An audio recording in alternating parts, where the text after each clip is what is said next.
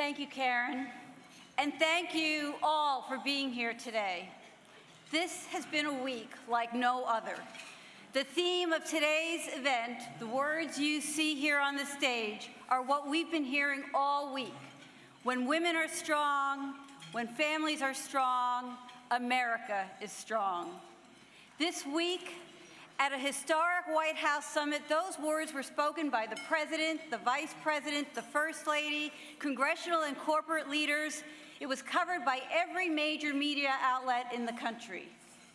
And our leaders didn't just say that the policies the National Partnership pioneered are good for women.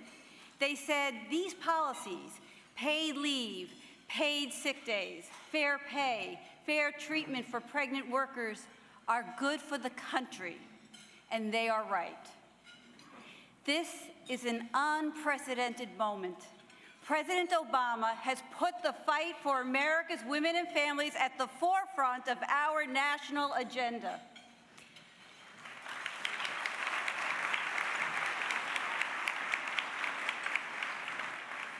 Sometimes our nation's leaders sense a moment and meet it. That was true when Teddy Roosevelt heard the cry of the muckrakers and responded with laws on food safety and child labor. It was true when President Johnson answered the plea for voting rights by standing in the well of Congress and saying, "We shall overcome." And it was true when a rising environmental movement encouraged President Nixon to create the Environmental Protection Agency. For us, that moment is now. Our agenda has real traction, and with your help, we will seize this moment for women and families and for our country. After these last few years, when a slew of prominent voices has insulted women with their talk of things like legitimate rape and suggestions that we wouldn't need birth control if we could control our libidos, the sleeping giant is awake. Women are fed up. We are ready to move forward. We're ready to say goodbye to policies that, as President Obama said, belong in the Mad Men era.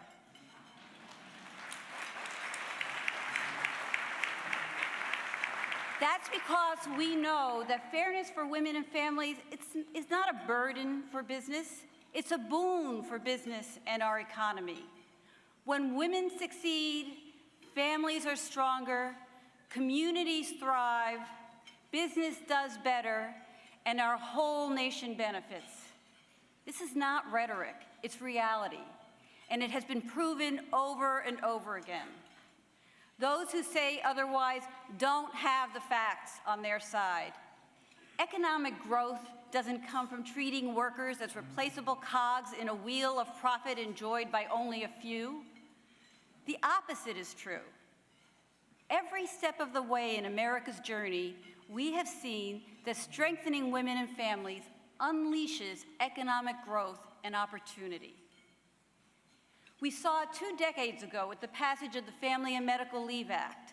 The usual suspects trotted out their usual objections. But 20 years later, we have a mountain of evidence about how well the law works for business as well as families. And the same will be true for the Affordable Care Act. We will look back and see how improving health care strengthened our economy.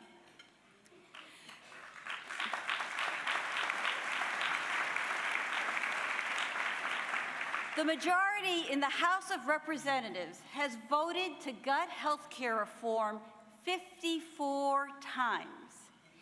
It's the world's least funny running gag. We heard the joke the first time, we just didn't laugh. Because here's the fact, we're not turning back on health care reform. We're not giving up on more affordable, better quality care.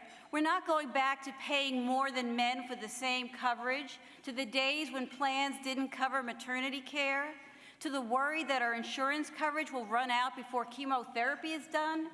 We're not going back to the days when we had to choose between filling our gas tanks and filling our birth control prescriptions.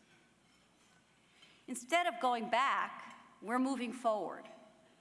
We are going to establish a national insurance program called the Family Act that provides workers with income during family and medical leave.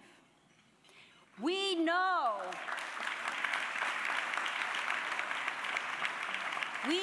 paid leave works. California, New Jersey, and now Rhode Island are proving it.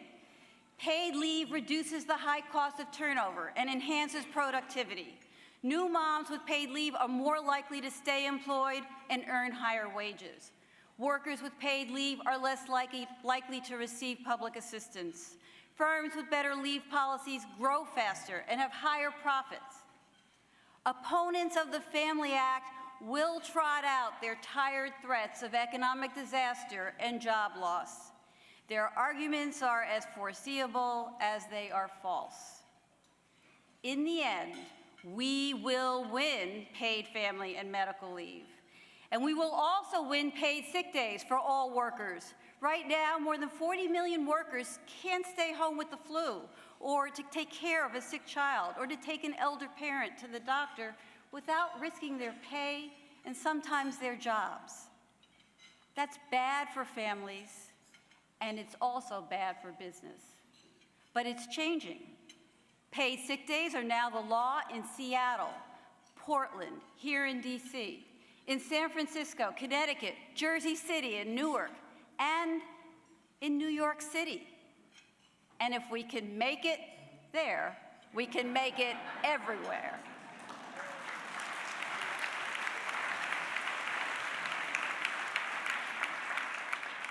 For our country to thrive and prosper, women must thrive and prosper. And that means harnessing the possibilities of this moment. With all of you and your support, that's exactly what we will do. And the outspoken and feisty women in Congress are by our side. No one is there more often or more effectively than Nancy Pelosi. When she took the gavel as the first female Speaker of the House, she showed that one could exercise power not just for its own sake, but for all of our sakes. Her skill, savvy, and vision resulted in huge progress for women. She successfully championed the Affordable Care Act, the Lilly Ledbetter Fair Pay Act, and expanded family and medical leave to help military families. During her 25 years in Congress, Nancy Pelosi has advocated every single day for women and for the issues at the core of the National Partnership's mission. It is no wonder that last year she was inducted into the National Women's Hall of Fame in Seneca Falls. America's women have never had a greater congressional champion or one who knows better that when women prosper, our country thrives. Ladies and gentlemen, it is my great honor to introduce Leader Nancy Pelosi.